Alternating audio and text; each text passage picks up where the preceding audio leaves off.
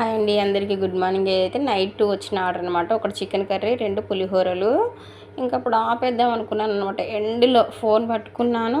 చాలాసార్లు ఇలానే అవుతుంది. ఫోన్ పట్టుకుని ఆపేద్దాం అనుకునే లోపు ఇంకా ఆర్డర్ వచ్చింది. ఎలాగూ పొద్దున చికెన్ తెచ్చాను, ప్రిపేరింగ్ ఉన్నది.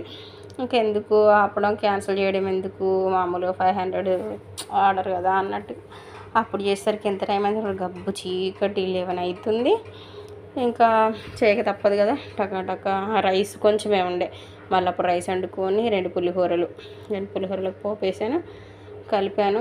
33 మినిట్స్లో ఇచ్చాను. ఎందుకంటే కొంచెం రైస్ కదా, తొందర ఉడికేసింది. కుక్కర్లో పెట్టిన 2 విజిల్లకే. చికెన్ కూడా ప్రిపేరింగ్ ఉండే, పోపు వేసేయడమే కదా, అయిపోయింది. ఇలా 2 పులిహోరలు, 450 ml బాక్స్ చికెన్ కర్రీ.